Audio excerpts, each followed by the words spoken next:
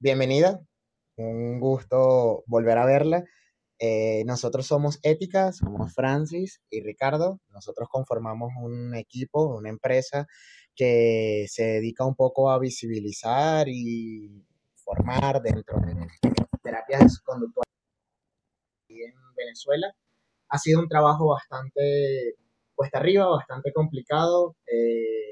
Un poco le queremos explicar un poco el concepto y el contexto en Venezuela que nos ayuda como un poco a como dar inicio a la entrevista, porque realmente más allá de temas, por así decirlo, como específicamente de análisis de conducta como teóricos, me gustaría hablar o que podamos hablar en la entrevista sobre algunas de las consideraciones sociales que puede tener el análisis de conducta, algunos de los impactos en cuanto a procesos de formación y algunas de las cosas que, no sé, tal vez puede funcionar como una herramienta para explorar más allá de como las problemáticas que realmente atañen a sociedades como por ejemplo en la que vivimos, que es Venezuela.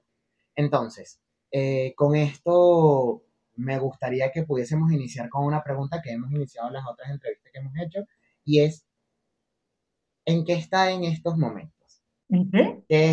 ¿En qué está en estos momentos? O sea, ¿Cómo qué está a qué le está haciendo? dedicando tiempo en el ámbito profesional en estos momentos? Pues estoy cerrando el primer semestre en la facultad. Hoy tuve el último examen del semestre. Estoy haciendo las correcciones, revisando con los estudiantes, poniendo las notas y ya empezar a respirar.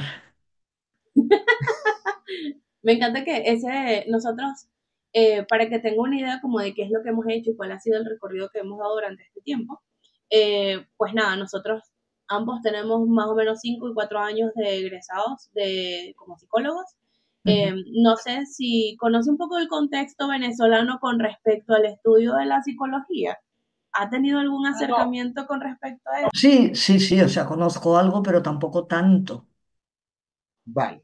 Bueno, creo que no va a ser como muy diferente de lo que podría suceder también en España, pero creo que sí estamos como en una distancia en cuanto a la actualización, a lo que se ve en el pensum, en una distancia en el sentido de que estamos atrás, estamos en donde ya no deberíamos estar, pero creo que eso es una condición que hemos visto como en diferentes países y que han vivido muchos otros psicólogos también.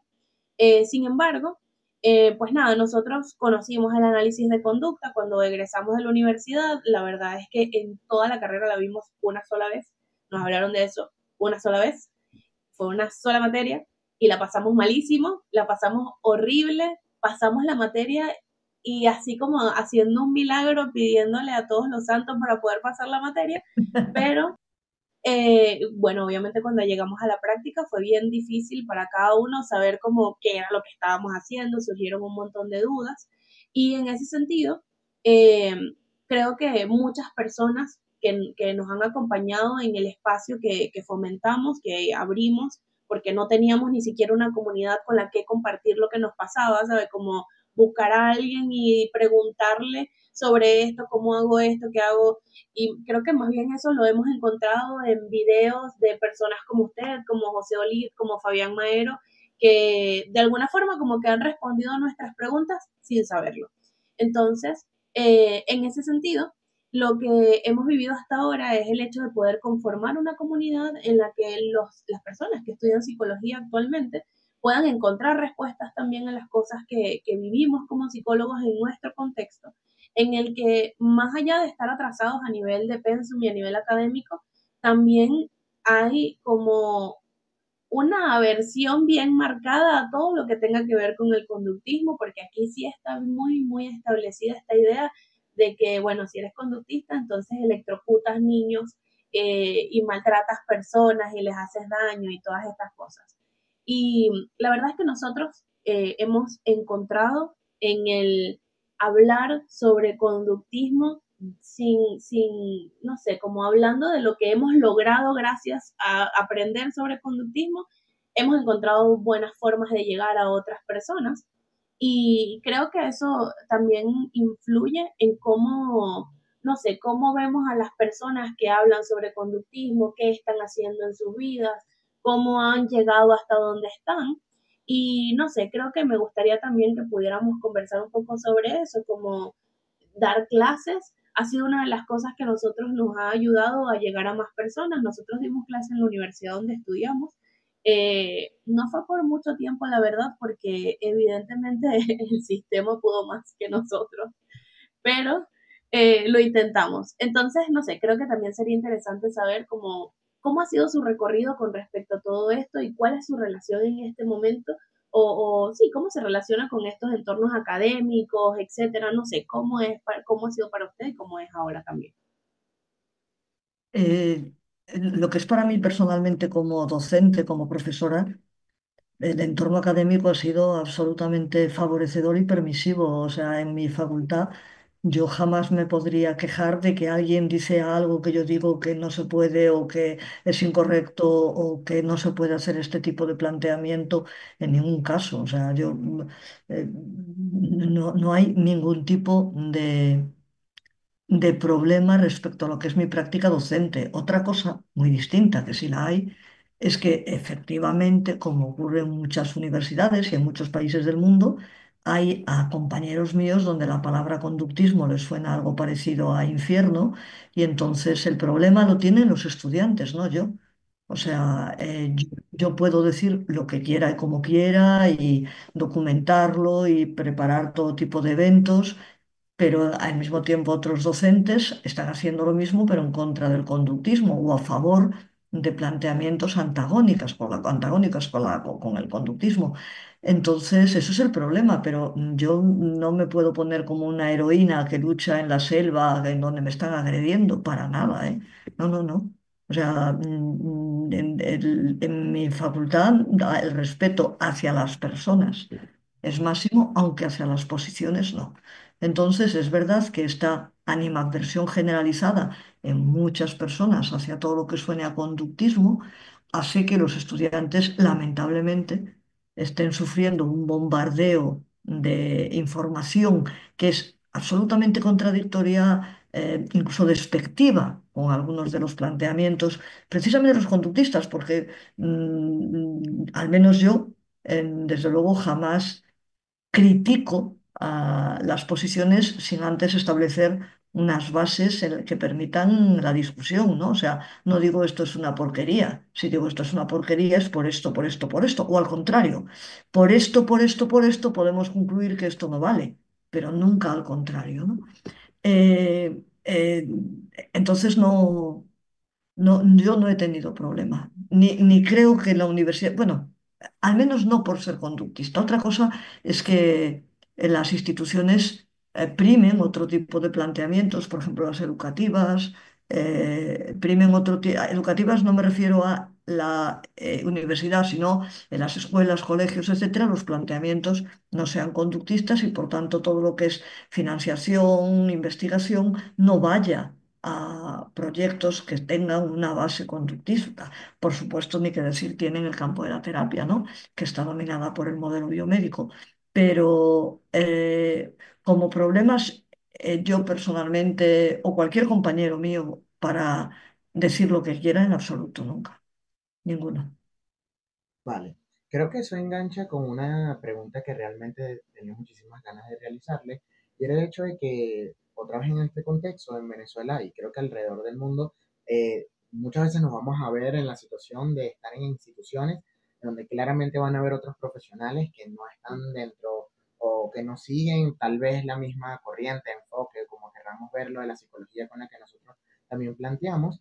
Y en ese sentido me gustaría saber si como, ¿qué recomendación podría usted hacer para las personas que están en esa situación? Para personas que, por ejemplo, trabajan desde el conductismo y se ven obligados a estar en instituciones donde claramente van a haber personas que se definen el modelo biomédico, que tal vez trabajan, aquí en Venezuela se trabaja muchísimo con gestal, con psicodinamia, con Sistémica. psicodrama, sistémica. Entonces, en este sentido, eh, como desde qué lugar se podría como tomar esta situación, por así decirlo. Vamos a ver, depende de quiénes sean las personas que discutan o cuáles sean digamos, los grupos en conflicto. eh, Cuanto más sepa el interlocutor de lo que está discutiendo, más interesante es la discusión. El problema que tenemos en general las personas que estamos formadas dentro del conductismo, el análisis de la conducta, es que las discusiones no se suelen establecer con alguien que sepa de conductismo, sino con alguien que lo ha rechazado sin conocimiento. Entonces, discutir con alguien que no sabe es totalmente infructuoso, aparte de deprimente, porque ¿qué argumentos vas a utilizar si ante un argumento que requiere una forma de rebatirlo, un contraargumento, lo que te encuentras es el desconocimiento? Entonces es muy difícil discutir con personas así. El gran problema que hay precisamente es que esa animadversión generalizada a todo lo que suena a conductismo ha desembocado en la negativa a informarse de qué es realmente, qué es el análisis de la conducta, qué hacen las técnicas conductuales para intentar los cambios de comportamiento. Entonces, insisto, cuando tú discutes con alguien que no sabe, no hay manera de discutir, porque por mucho que tú quieras argumentar, no existe un argumento en contra que te obligue a ti otra vez a argumentar. Entonces es la negativa, ¿no? Es que los conductistas, como habéis dicho antes, electrocutan. Vale, pero ¿dónde has leído eso? No, no, no lo he leído, pero esto es lo que se sabe. Pero lo que se sabe, ¿dónde? ¿No? O la famosísima, el conductista le quita la esencia a las personas, son solo las cosas que hacen y nunca los sentimientos, lo que piensa el mundo interior. Y otra vez, pero vamos a ver, ¿dónde has leído eso? No, no, no, yo no lo he leído, pero esto es una cosa que ya se sabe.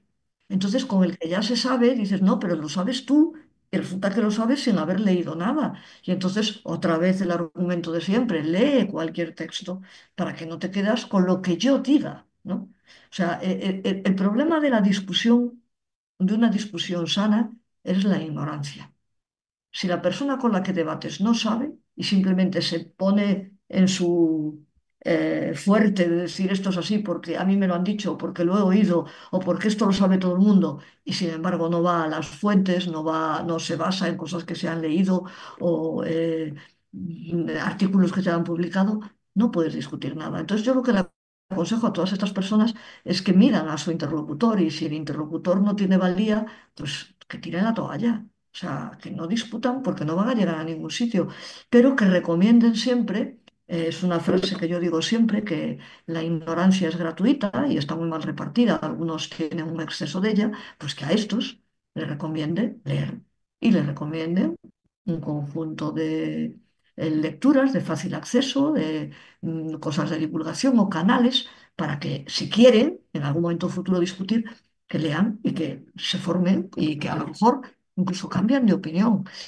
Yo siempre recuerdo con frecuencia, cuando mi hija estaba estudiando el bachillerato, su profesor de filosofía, que era una persona valiosísima, un tipo brillante, que tenía un montón de carreras, había estudiado física, había estudiado filosofía, había estudiado económicas y después había viajado por todo el mundo, había vivido en distintos países, hablaba no sé cuántos mil idiomas, un tío culto, culto de verdad. Le había dicho, al hablar de la filosofía y las distintas posiciones filosóficas, también había llegado a la filosofía dentro de la psicología, le había dicho que el conductismo era algo desfasado, que había sido superado por el cognitivismo, etcétera, etcétera. Claro, cuando mi hija llegó a casa y me comentó eso, yo sabiendo quién era el profesor, lo que hice fue escribirle un correo electrónico y diciéndole que yo entendía que eso lo decía porque no había leído nada, pero que yo le mandaba una serie de libros, de textos, de tal, y que creo que esos argumentos, esa información, que no argumentos, que daba él en clase a estudiantes de 16 años, que a lo mejor había que modificarlos. Y el señor me contestó al poco tiempo diciendo que por supuesto que estaba totalmente equivocado, que a partir de ese momento no diría que el conductismo había sido superado por nada, que ya estaba trasnochado, sino que era una corriente absolutamente vigente con sus pros y sus contras, como todo. Entonces, claro, cuando alguien quiere aprender, cuando alguien quiere saber, es fácil la discusión y es fácil la argumentación y es fácil la puesta en común. Pero cuando alguien se enroca, se atrinchera en esto es así porque alguien me lo ha dicho, porque se sabe de siempre, sin haber leído ni un solo texto, que sea de autores conductistas, pues yo recomiendo que no se discuta, que se recomiende más bien la formación. Vale. Creo que hablando sobre esto de la formación, una de las cosas que a mí me impresionó y que me llamó mucho la atención es que cuando salí de la universidad y empecé a conectar con esto del análisis de conducta, específicamente inicié por las terapias contextuales. Cuando empecé a conectar con esto del análisis de conducta, me di cuenta que la comunidad de análisis de conducta es una comunidad muy abierta con respecto al espacio, a los espacios de formación. Creo que en contraste con algunos otros espacios o otros modelos donde tal vez la formación es mucho más jerarquizada, más institucionalizada, me conseguí con espacios en donde de alguna forma como que el análisis de conducta está, las personas que hacían análisis de conducta o que hacen análisis de conducta están en mayor disposición de hacer formaciones no necesariamente institucionalizadas y tampoco se criticaba y se señalaba a este tipo de formaciones, más bien que se apoyaba. Entonces, desde este lugar, me gustaría preguntar cuáles son sus recomendaciones, no instituciones ni formaciones, sino como textos, lecturas para iniciar dentro del análisis de conducta, como desde qué lugar se puede empezar no solamente a entender la parte técnica, sino la parte filosófica, que poco a poco fui dándome cuenta de la importancia de esta, y tanto así que ahorita más que la parte técnica me importa más la parte filosófica. Entonces, en general, ¿qué textos recomienda que se pueden ser como de fácil inicio a las personas que, por ejemplo, como nosotros, no vieron nada de análisis de conducta en la universidad? Vale, mira, a mí creo que es conveniente, no es que a mí me guste, creo que es conveniente hacer una diferencia entre lo que es el conductismo y el análisis de la conducta. Conductismo es una filosofía de la psicología y el análisis de la conducta es un modelo dentro de esa filosofía, ¿no? El modelo, no un modelo, el modelo, donde esa filosofía de la psicología tiene salida tanto en cuanto a la investigación, análisis experimental, como a la aplicación, el análisis aplicado en cualquier ámbito, no solo en el clínico, por supuesto. Entonces, textos básicos de análisis de conducta no son los mismos que textos básicos de conductismo. Pero creo que primero es necesario formarse en la filosofía de la psicología, que es el conductismo, para luego pasar a la parte aplicada, ya sea a la parte técnica, ya sea experimental o aplicada. Entonces, yo creo que la mejor manera de iniciarse en el conductismo es leer los textos de Skinner. O sea, a mí, aparte de que era un escritor muy ameno, que no se hacen nada pesados, se leen con ligereza los textos teóricos, porque luego están otras cosas que son bastante más complejas cuando ya se meten en el laboratorio. Pero los textos teóricos, donde yo siempre nombro a la conducta de los organismos, porque a mí es un libro que me sigue fascinando y que es del año 38, pero yo empezaría con esos textos de Skinner, la conducta de los organismos, ciencia y conducta humana, por supuesto, conducta verbal y luego ya cuestiones más, sociales, como más allá de la libertad y la dignidad. O sea, todos estos textos de Skinner para mí creo que son la forma inicial de que a cualquier lector, de repente, que no conoce nada, le empieza a resultar algo apasionante. O sea, esos textos de repente te abren un mundo, dicen, anda, pero si es posible entender el mundo así, es posible entender la complejidad humana así. Porque es que hay una cosa que muchas veces se desconoce y el otro día, en una clase del título de experto en análisis de la conducta, que es un título de la autónoma que yo dirijo, el profesor en aquel momento recalcaba algo que dice Skinner con bastante frecuencia, que él no empezó estudiando las ratas, el comportamiento de las ratas, para después entender al ser humano, sino que él intentó comprender al ser humano y de ahí fue al laboratorio con ratas. O sea que es al contrario, su interés inicial era la comprensión del ser humano. Pero exactamente igual, que es algo que parece que es aberrante, ¿no? Pero en cualquier laboratorio de cualquier índole para estudiar una vacuna, estudiar cualquier medicamento, primero se prueban organismos más sencillos para luego ver si eso en organismos más complejos, como es un animal un animal no humano, un animal humano, puede ser válido. Pues hizo exactamente lo mismo. Pero los primeros textos de Skinner están llenos de atención al mundo privado, de atención a esta esencia del ser humano, los sentimientos, los pensamientos, todas estas cosas que suenan tan filosóficas y tan lejanas del conductismo, fueron abordados de manera absolutamente sistemática sistemática e intensa en los primeros textos de Skinner. Y después es cuando dice, ¿cómo vamos a estudiar todo esto? O sea, ¿cómo podemos estudiar todo esto? Pues vamos al laboratorio y vamos al laboratorio a partir de organismos cuyas leyes, las leyes que se vayan, las leyes no, las leyes que se concluyen del estudio de sus comportamientos, luego reviertan en la explicación de comportamientos más complejos. Entonces, mi recomendación de cara a la formación son, sin lugar a dudas, los textos de Skinner en cuanto a filosofía. Y luego ya hay cosas que van más allá. Por ejemplo, para mí un texto que sigue siendo básico para entender, que además es un texto muy repetitivo, se puede hacer pesado porque es un libro que sí, un poquillo grueso, la gente se asusta un poco y dice, uff, todo esto, pero luego resulta que es muy didáctico para que ya queden claros los conceptos. Y es precisamente el concepto de lo mental de Gilbert Ryle.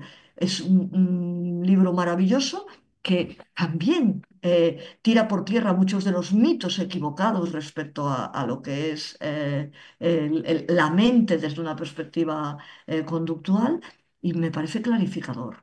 Y después, por ejemplo, dentro de autores españoles, los textos de Marino Pérez, que hablan de cuestiones más filosóficas, más sociales, a mí también me parecen extraordinarios. Ya no solo la parte, yo qué sé, las cuatro causas de los trastornos psicológicos, la parte más filosófica, ¿no? Ay, ciencia y pseudociencia, psicología y psiquiatría. Estoy intentando acordarme, bueno, de uno de los textos que más me gusta me acordaré antes de... en poco tiempo. Ahora está el individuo flotante. O sea, todas estas cuestiones acercan a una visión conductista de lo que es el ser humano y la sociedad. Entonces, yo empezaría por ahí, luego ya iría a textos de análisis de la conducta puro y duro, a textos de aprendizaje, el Peirce y Czerney, el Donjan, o sea, pero ya son manuales muy técnicos. Primero hace falta entender esa filosofía que subyace a Contingencia y Drama, ese libro de Marino Pérez, Contingencia y Drama. Entonces, hay muchas cosas para acercarnos a esa visión conductista y, por supuesto, luego hay libros actuales donde hablan de las distintas variaciones en torno al conductismo, ramas, planteamientos que se han concluido a partir de los presupuestos iniciales, pero yo empezaría por ahí, cuando no se conoce nada. Y de verdad que lo haría con la garantía de que me va a resultar tan atractivo que lo único que voy a querer hacer es saber más. Esa es mi recomendación. Vale. Sabe que cuando estuve dando clases en la universidad, uno de los textos que utilizaba era el de principios de aprendizaje, no, el de análisis funcional de la conducta humana, en el que usted fue recopiladora, creo yo. Hay varios textos de diferentes profesionales. Y sobre ese texto, una de las cosas que lo utilizaba en específico para justamente sensibilizar a los estudiantes con respecto a la visión amplia que tiene el análisis de conducta y también el conductismo como filosofía a las problemáticas sociales. Y me gustaría como preguntar, tal vez una pregunta amplia, pero me gustaría preguntar qué puede aportar justamente eh, el conductismo como filosofía a las problemáticas que muchas veces hemos intentado abordar desde otras formas de ver el mundo, tal vez formas más esencialistas, tal vez formas en donde de alguna más individualistas, porque era algo que también hablaba con mis estudiantes en esa época, que de alguna forma el conductismo es profundamente colectivo, es profundamente social y es profundamente contextual, porque entender al ser humano, aunque nos centramos en el individuo, ninguna de estas causas viene de forma interior, de forma esencial. Entonces, ¿qué, como, ¿por qué deberíamos como tal vez tomar más en cuenta el conductismo para poder abordar problemáticas sociales? Vamos a ver, me da cierta... Es muy fácil la respuesta, pero a veces me parece que me repito mucho y me da cierta rubor, ¿no? Cierta vergüenza repetir siempre las mismas cosas, pero la pregunta solo puede tener una respuesta. Ya desde hace muchos años, muchos, lo que se ha llamado ciencia de la conducta, que otra forma de hablar de la psicología conductual que no sea ciencia de la conducta, ha estado defendida desde muchísimas instituciones, de distintos profesionales, de distintas formaciones académicas, como la clave para entender y conseguir un futuro mejor. Lo que ocurre es que esta asunción, esta aceptación de la ciencia de la conducta como esta piedra angular de las sociedades, la utilización de los presupuestos de la ciencia de la conducta para mejorar las sociedades, para entenderlas, para conseguir mundos, desde luego, bastante mejores de el que estamos en estos momentos, ha sido despreciada por los propios psicólogos. Es decir, quien defiende la ciencia de la conducta como la ciencia por excelencia para la ayuda a la sociedad son sociólogos, son economistas, son juristas, pero los psicólogos la rechazan. Cuando esto es así, nos encontramos en una situación realmente problemática y realmente contraproducente en ambos sentidos, porque quienes empiezan a utilizar los presupuestos de la ciencia de la conducta son personas que no son analistas de conducta, que solo conocen la crema, el fruto, la herramienta, pero no conocen ni la filosofía que subyace a esta herramienta, ni, por supuesto, en qué aspectos técnicos, en qué cuestiones experimentales, en qué datos de laboratorio se basan esas herramientas que se han mostrado y que ellos reconocen como muy útiles. ¿Y por qué esto es malo? Porque las herramientas funcionan cuando sabemos utilizarlas. Las herramientas no tienen una propiedad intrínseca. Las herramientas dependen del uso. Un martillo es un martillo, pero si tú no sabes martillar, por muy bueno que sea la herramienta, el martillo no va a resultar útil. Pues esto es el problema. Por muy buenas que sean las técnicas que se han derivado de los estudios de laboratorio dentro del análisis de la conducta, cuando son utilizadas por personas que no conocen esos estudios de laboratorio, pueden fallar. Y entonces la conclusión va a ser, no me sirve, falla. Y nunca va a ser, es que no sé utilizarlo. Entonces, el que se declare la ciencia de la conducta como el eje angular, la piedra principal en la que se sostiene el futuro de la sociedad, tiene esta gran virtud y tiene este gran demérito, que los psicólogos no reclamamos lo que es nuestro. ¿Cómo puede ayudar? A todo. Vosotros pensad que cuando se estudia el comportamiento de los seres vivos y de los seres humanos en particular, el estudio de cualquier comportamiento implica la predicción y el control. La predicción y el control que se ha utilizado tanto para organismos individuales como para colectivos, con todas las solvedades que implica la generalización a colectivos. Pero teniendo en cuenta que si tú sabes cómo se comporta un individuo y controlas las contingencias de reforzamiento que están accesibles para todo ese colectivo, el cambio no es complicado. Es posible hacerlo. ¿Qué hay que conocer? Hay que saber estudiar a la sociedad en conjunto, estudiar ese grupo social, estudiar las posibilidades de cambio, estudiar las contingencias de reforzamiento y aplicarlas como tal colectivo. Un ejemplo que se hace siempre, desde hace muchísimo, vamos, desde el año 2020, cuando la pandemia, es que era impensable, no te digo unos años antes, os digo 3 días antes, que simplemente con una instrucción el 99% de los seres humanos se quedasen en casa, con una instrucción, porque no se podía salir por ley, pero nadie te impedía salir. O sea, tú imagínate que de repente no se hace caso y se sale más a la calle. No habría ejército, policía que contuviese eso.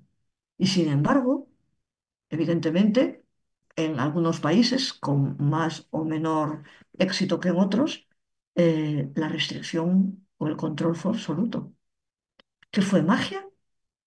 ¿O se utilizaron elementos perfectamente explicables del análisis de la conducta que tienen un valor durante el tiempo que dura esa situación disposicional y luego se irían debilitando? Por ejemplo, uno de los elementos que se utilizó fue el miedo. No, y estoy convencida que cuando se utilizó, no se utilizó a propósito. Ojalá alguien estuviese detrás pensando, ¿cómo podemos hacer esto? No, simplemente era una reacción lógica. Oiga, que si sales te puedes contagiar, que cada día se mueren 300 personas, que estamos ya los no sé cuántos mil muertos, que... Claro, eso aterra, pero el miedo es efímero como recurso de control. Entonces, hubo que empezar a poner otra serie de cosas. Pero esto es análisis de la conducta puro y duro. Todo lo que son control aversivo es como medida inmediata, suele ser muy útil, como cambio de comportamiento a largo plazo es totalmente inútil. Y la prueba de ello es que en España, que es de lo que yo puedo hablar con cierto conocimiento, toda la gente en general y la gente que estaba a mi alrededor en particular decía, uy, esto ha sido una lección, esto nos ha enseñado que bien se respira en una ciudad sin coches, nos ha enseñado cómo hay que ser más higiénicos, nos ha enseñado lo que es la solidaridad. Nada se ha aprendido, nada, absolutamente nada. No ha quedado nada. La gente sigue siendo igual de insolidaria. La gente sigue utilizando el coche masivamente. La gente sigue consumiendo de manera absolutamente abusiva sin pensar en las consecuencias para el planeta. La gente sigue sin reciclar. La gente sigue sin atender al cambio climático. Nada. El cambio fue momentáneo. Si se conociese algo, si se conociese, no, si se aplicase lo que se conoce, se podía saber que el miedo es un recurso útil pero transitorio. Vamos a ver qué podemos hacer para continuar con ese comportamiento más solidario, más de apoyo, más conservador de nuestro planeta. No, nada, no has hecho nada. Ahí es donde el análisis de la conducta tiene mucho que decir. Sinceramente me llama mucho la atención porque es algo que justamente eh, tal vez como que toca una fibra sensible porque bueno, nosotros estamos en un país que tiene ciertas condiciones políticas que podríamos decir que utiliza muy bien esta estrategia del miedo, pero más allá de eso, creo que una de las cosas con las que pude contactar desde un inicio, por ejemplo, un pequeño cambio que pudo ser como fácil de observar, fue que en la universidad, cuando nosotros estudiamos, el análisis de conducta, ya le habíamos comentado que era muy mal visto, pero también era muy mal visto porque también las personas que implementaban la materia eh, generaban esas contingencias aversivas, eh, como que problematizaban de más, porque después cuando conocí el análisis de conducta realmente era como, bueno, no es tan problemático como me lo presentaron en algún momento. También había como una pequeña competencia para ver quién como que aplazaba más estudiantes. Era como una situación de miedo bastante marcada en esa época. Y como un cambio claro que pudimos ver en el momento en donde empezamos a tratar de llevar el análisis de conducta a la universidad de una forma completamente diferente, es que en nuestra época nadie hacía trabajos finales sobre análisis de conducta.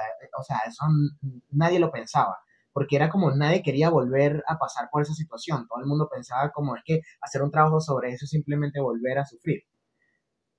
Y cuando salí de la universidad, en las primeras clases que vi por fuera, fue justamente una clase con usted en un diplomado sobre análisis funcional de la conducta.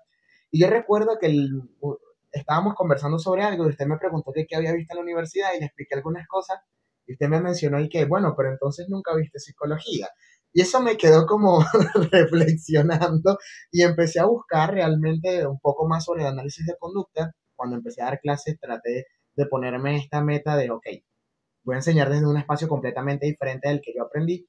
Y algo que observé justamente es que en este proceso de tomarse el tiempo para explicar a los estudiantes el porqué de cada una de las cosas, que tiende a ser un cambio tremendamente brusco porque uno pasa en la universidad donde nosotros dimos clase, la modificación de conducta lo veíamos en el sexto semestre de 10, o sea, teníamos 5 semestres viendo cosas como gestal, humanismo, psicodinamia, modelo biomédico. Entonces cuando uno llega al análisis de conducta y de repente es como, bueno, no, las cosas, el comportamiento no es esencial del ser humano, no es como que surge desde el interior, sino que viene de un intercambio con el ambiente y todo este tipo de cosas, para los estudiantes claramente era como difícil de comprender.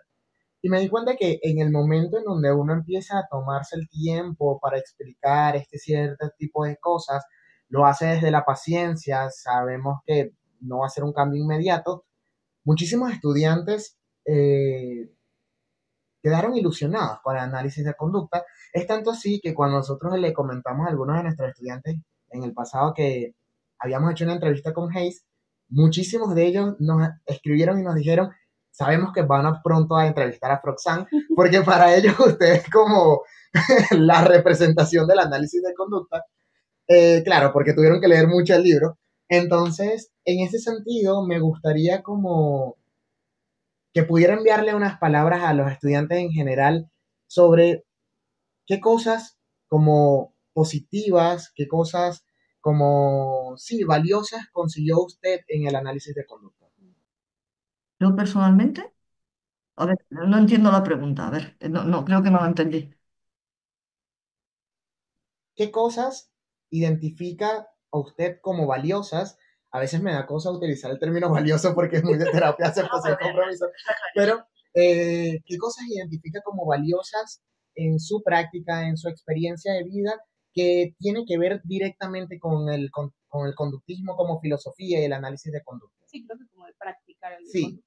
no Pero necesariamente en la clínica y en la práctica profesional, sino en su vida y en la... eso es lo que quería decir. En la vida personal, pues yo creo que, creo que una de las cosas en la que más me ha ayudado fue la educación de mi hija. Eh, es así. O sea, yo con mi hija, eh, es una anécdota ridícula. En mi casa, en mi familia de origen, mi madre y mi padre eran todos eran médicos, mi madre era farmacéutica, mi padre médico, y entonces, no sé si conocéis la marca de productos de cremas corporales, champús, cremas de cara, tónicos, Vichy, no sé si la hay ahí. ¿No? Es una marca francesa. Entonces mis amigos me decían de broma que yo era un producto Vichy, porque todo era en ese ambiente. Bueno, pues todos, la gente que conoce a Shiana y los padres de amigos, etcétera, decían que ella era un producto de Martin y Pierre, que era el libro de entrenamiento en modificación de conducta, porque era tal cual. O sea, mi hija era un producto de Martin y Pierre porque yo me tomé muy en serio el ayudarla a ser una niña feliz. Ayudarla a ser feliz implica a ser responsable, guiarse por instrucciones, ser capaz de traer al presente los reforzadores a largo plazo y creo que lo he conseguido. Yo estoy enormemente orgullosa de mi hija, creo que lo ha sido muy excelente. Entonces, en ese sentido es el principal ejemplo de cómo me ayuda el análisis de conducta. También aplico muchas veces, y es quizá no tan favorable, pero es un producto del análisis de conducta, el ser muy escéptica con esta ilusión falsa que tiene la gente. No, el ser humano es bueno, al final nos daremos cuenta. No, ni es bueno ni nos daremos cuenta como las condiciones no nos enseñen a dar cuenta y a ser buenos. Entonces, en este sentido, también, de alguna manera, el escepticismo o la incredulidad respecto a esa bondad supuesta del ser humano también la he desechado por el análisis de conducta, ¿no? O sea, creo que es, digamos que estoy más escéptica, menos optimista tontamente, pero sin embargo, sí optimista en el sentido de saber que si se consiguen cambiar ciertas cosas, el cambio va a ser inevitable. Pero hay que llegar a ese punto, hay que llegar a las instituciones, hay que llegar a que aquellos que manejan la situación puedan utilizar estos supuestos, estos principios que serían exitosos sin lugar a dudas. Entonces me ha ayudado en eso, estar más segura en el mundo, no ser tan crédula, no ser tontamente feliz, sino ser feliz con conocimiento de causa. Y, y eso en lo que es en mi vida personal, ¿no? También saber que uno no tiene que abandonarse en los malos momentos, sino que si tú quieres superar las cosas que te están pasando, tienes que hacer, no esperar, ¿no? Entonces eso también, el conocer cómo pueden ser las conductas, las situaciones depresógenas y cómo funcionan a la hora de cambiar el comportamiento, ¿no? Qué variables pueden intervenir, pues también me ha ayudado mucho. Vale. Me gusta mucho escuchar eso porque creo que de alguna forma lo conecto con la idea de ser más compasivos también en algunas ocasiones, porque creo que entender que, bueno, que las personas vienen de un contexto, que ese contexto determina muchísimo de su comportamiento, en general todo, del comportamiento, a veces nos hace tomar perspectiva sobre los elementos que realmente la persona tuvo que vivir para hacer las cosas que hace. En este sentido, ¿cómo podemos aproximarnos desde una visión conductual a esta visión que tal vez se mantiene en lo social, en lo natural, por así decirlo, de lo que es la bondad, la maldad?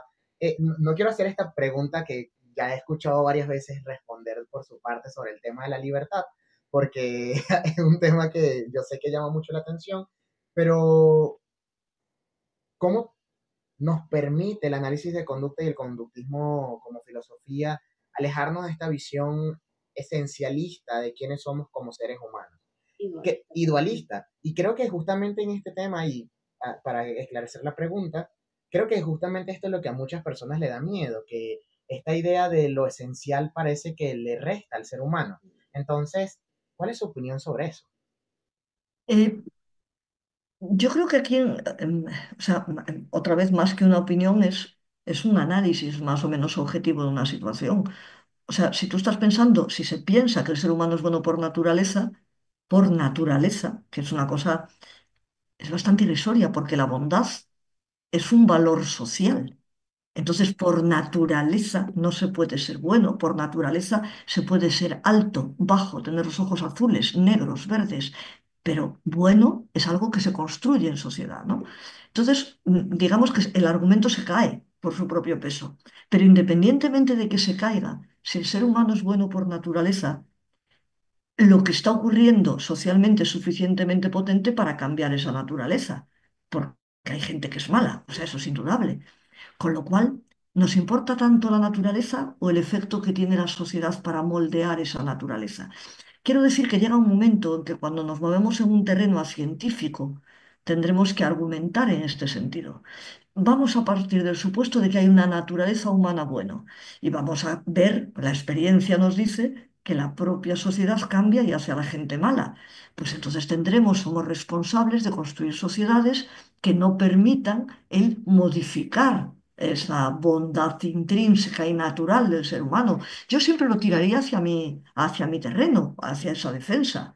Y al contrario, si partimos de que el ser humano es malo por naturaleza y la que sociedad se los hace buenos, pues vamos a generar generar sociedades que luchen contra esa naturaleza de maldad.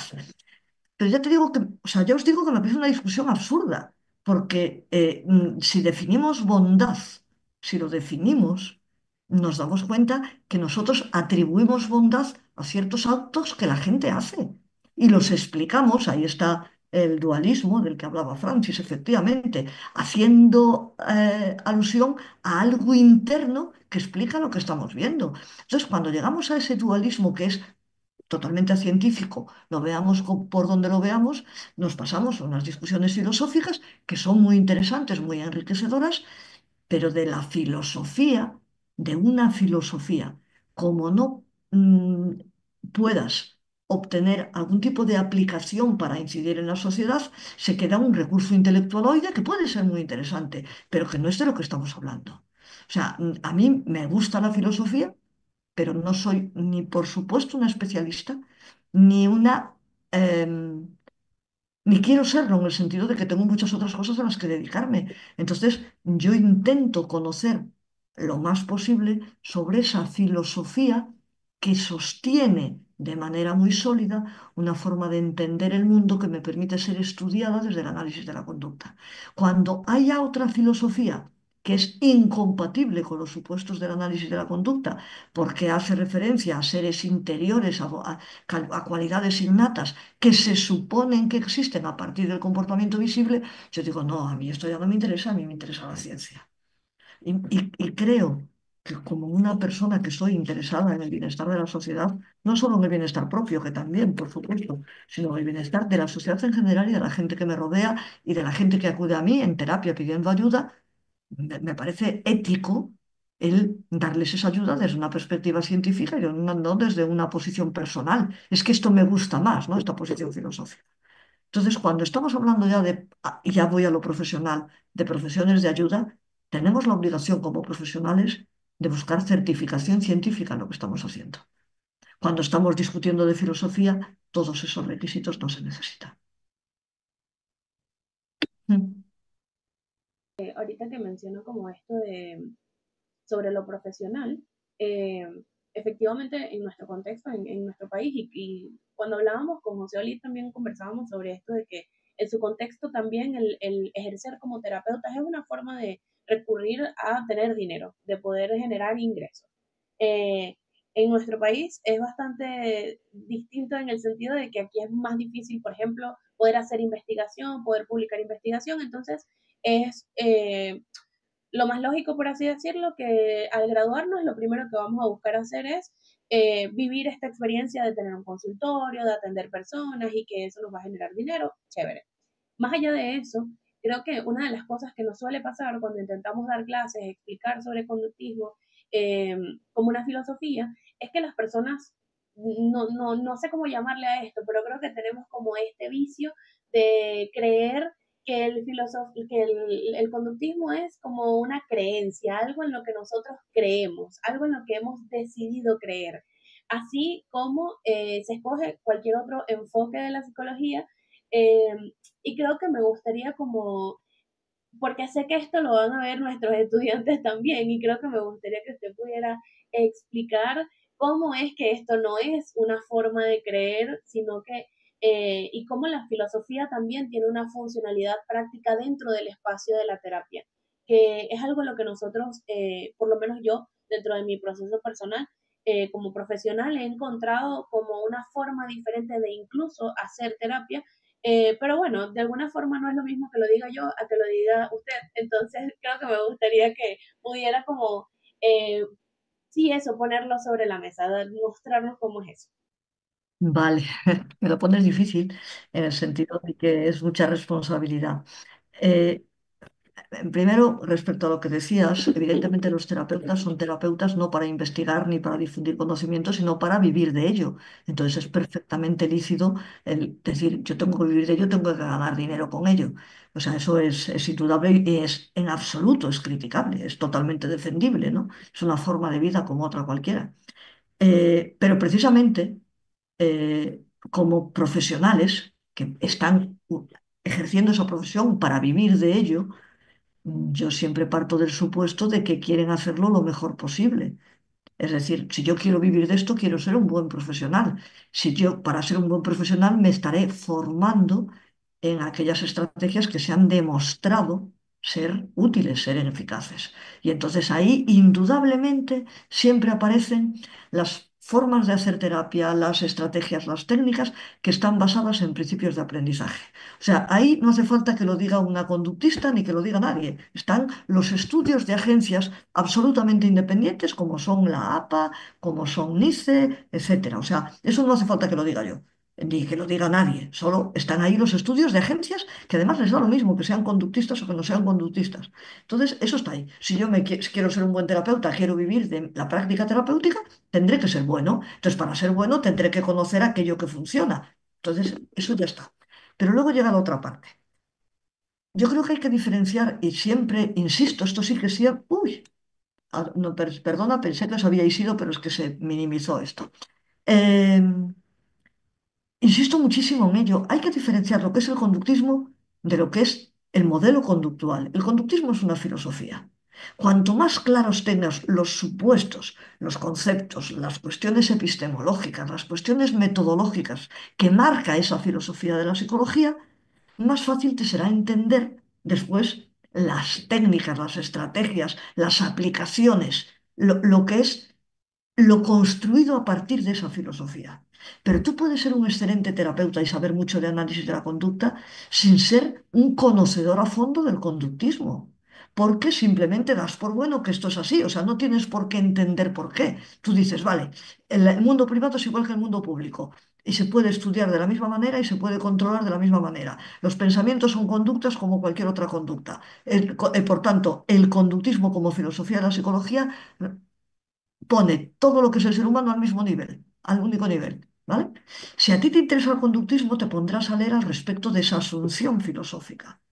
Pero si no te interesa y solo te interesa, que es muy lícito, insisto, porque a un terapeuta que se gana la vida con terapia no se le puede exigir que se esté formando en todo. Entonces, lo asumo, esto es así.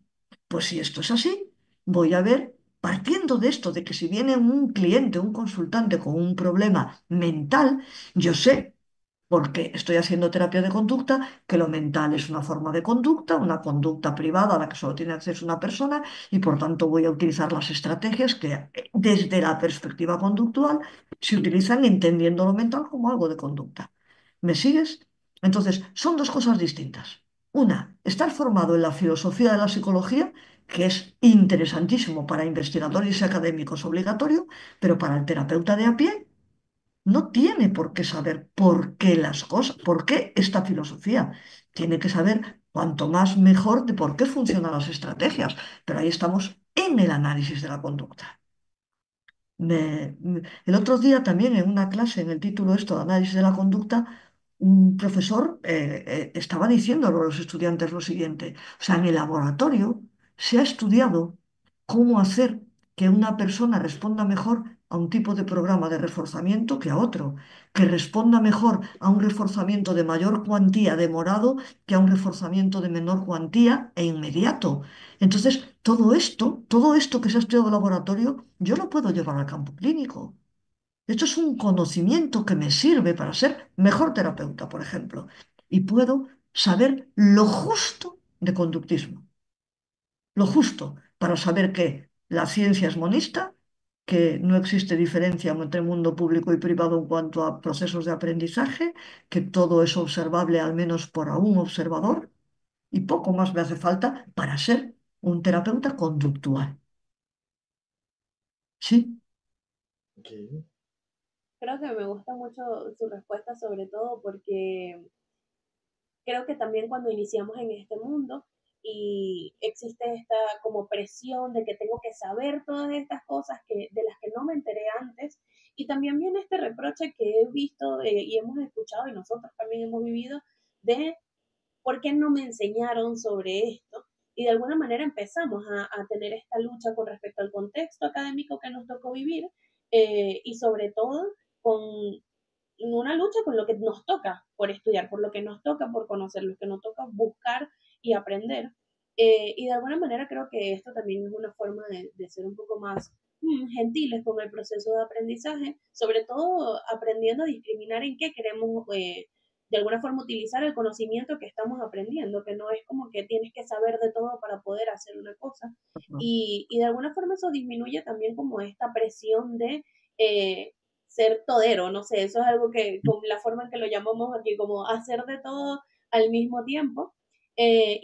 Hablando de toderos, quería llegar a este punto, y es que espera, ¿puedo hacer un comentario? ¿No te olvidas de la pregunta? ¿No te vas a olvidar?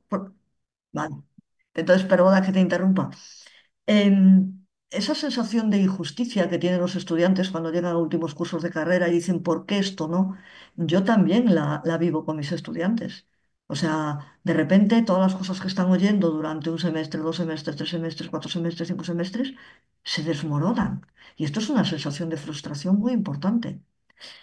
Yo intento animarlos diciéndole que mejor ahora la frustración cuando están en la carrera que dentro de unos años cuando se den de bruces y vean que aquello no hay por dónde cogerlo, aquellos que se dedican a la clínica. Pero es verdad que es una sensación de frustración muy desagradable.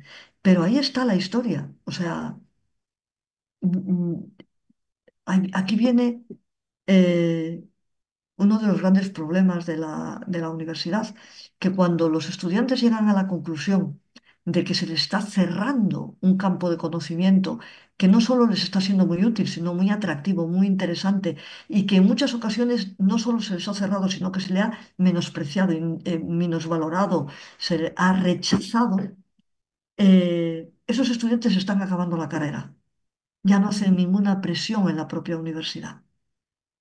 Entonces, si esas personas en los últimos años no solo piensan en acabar la carrera y empezar a aprender de lo que tienen que aprender, sino pensasen un poco en los demás, en los que quedan detrás, y forzasen a cambios en el plan de estudio, a exigencias de debates, algún tipo de forma en la universidad que obligue a que no se llegue a final de carrera y entonces es cuando te frustres, sino que haya la oportunidad de que antes te abran este campo.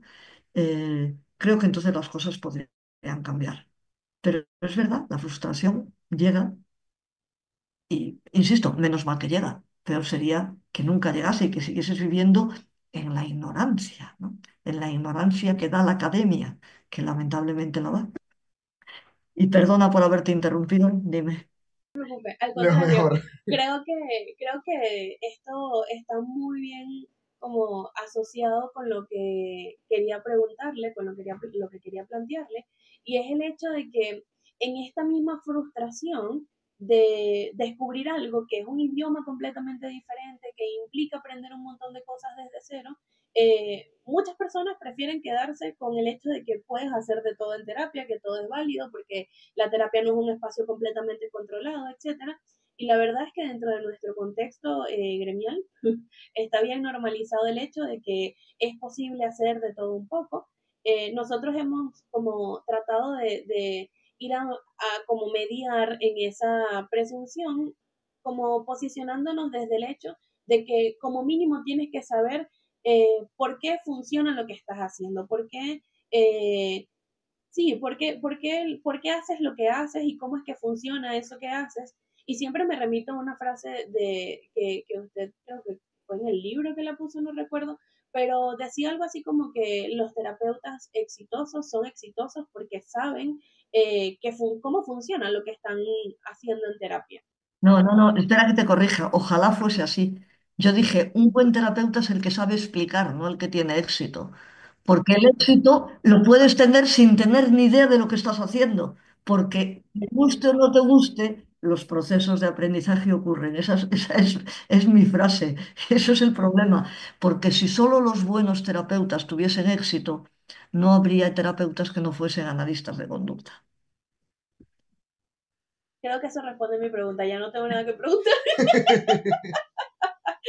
Pero justamente iba a eso, que realmente nosotros hemos tratado de hacer divulgación de las terapias basadas en ciencia, del modelo conductual, sin caer en esta lucha de dime y te diré sobre qué es mejor y qué es peor, sino más bien como mostrando esto que nosotros hemos encontrado en la filosofía y en la práctica conductual, de ser más, incluso más compasivos con nosotros mismos como profesionales, de poder acompañar a otras personas desde la responsabilidad.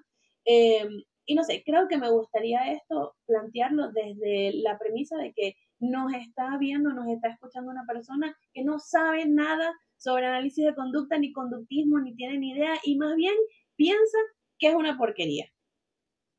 ¿Desde qué lugar lo abordaría usted o qué tipo de conversación podría tener con esa persona? Tal vez no con ánimo de convencerle, pero no sé, ¿cuál sería su aproximación con respecto a esta situación? Depende del interés que tuviesen a aprender.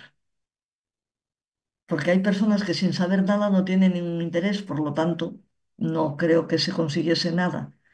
Si alguien quisiese aprender, yo la forma en llevarlo sería utilizaría lo que nosotros llamamos en el análisis de la intervención terapéutica una motivadora con consecuencias, es la de nuestras clasificaciones, a hacerles sentir procesos de condicionamiento pavloviano, lo potente que se sentiría cuando se diese cuenta de que no solo puede conocer, sino explicar, predecir y controlar su propia conducta y la de los demás. ¿Cómo te sientes cuando sientes eso?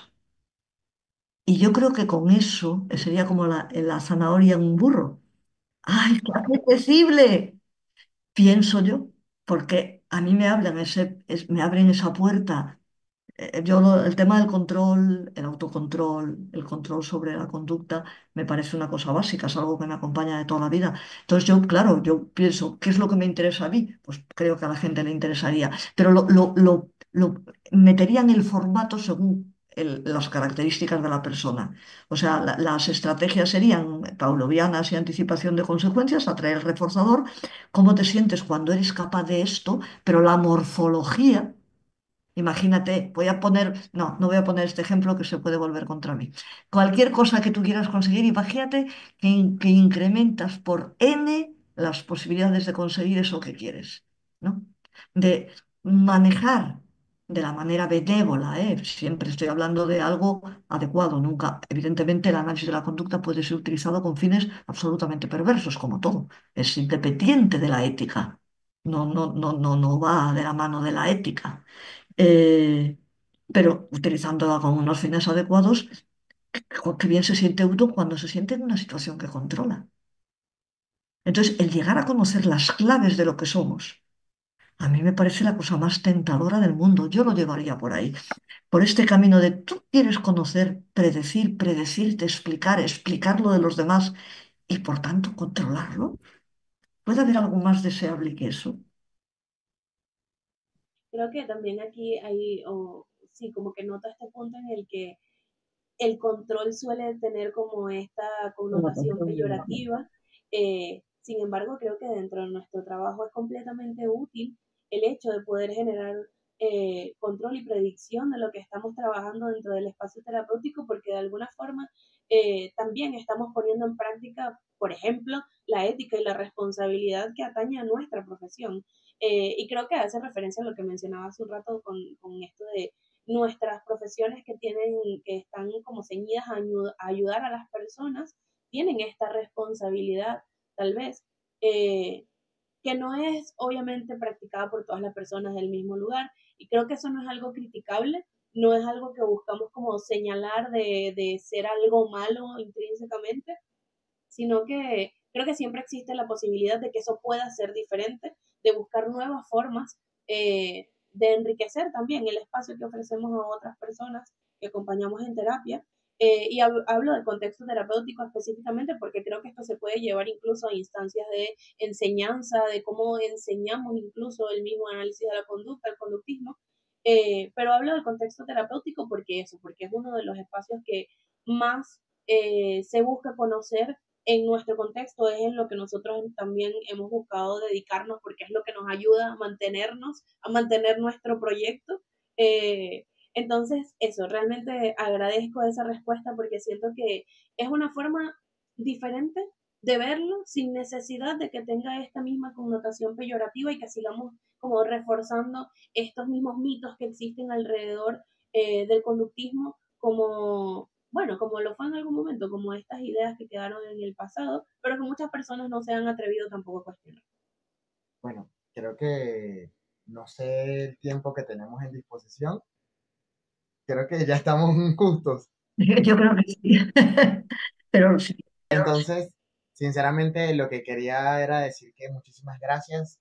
Para mí y para Francis, esto fue una gran ilusión recibir Sí. su respuesta y saber que vamos a poder contar con usted. Me gusta que, aunque sí nos fuimos por ámbitos técnicos, no fue solamente esto de qué es conducta y este tipo de cosas que hemos estado tratando de evitar con todos los psicólogos que hemos me alegro. entrevistado. Entonces, muchísimas gracias por su perspectiva, por su respuesta y espero que en algún otro momento podamos contar nuevamente con usted. Eh, Nos encantó la entrevista, espero que también haya pasado un momento menos. Muy bien, muchas gracias, de verdad. Muy agradable, muy interesante para mí también ha sido. Entonces, muchísimas gracias y bueno, quedaríamos así. Pues nada, encantada de conoceros y que os vaya muy bien en vuestro proyecto, sin duda. Es estupendo que haya en Venezuela ahí gente trabajando en esta línea. Está bien, muchísimas gracias. Gracias. Sí, muchísimas Hasta gracias luego. también porque creo que esperamos que podamos hacer más entrevistas y que esta no sea solamente la última, sino que sea la primera de muchas, como decimos. Estupendo. Pues nos vemos.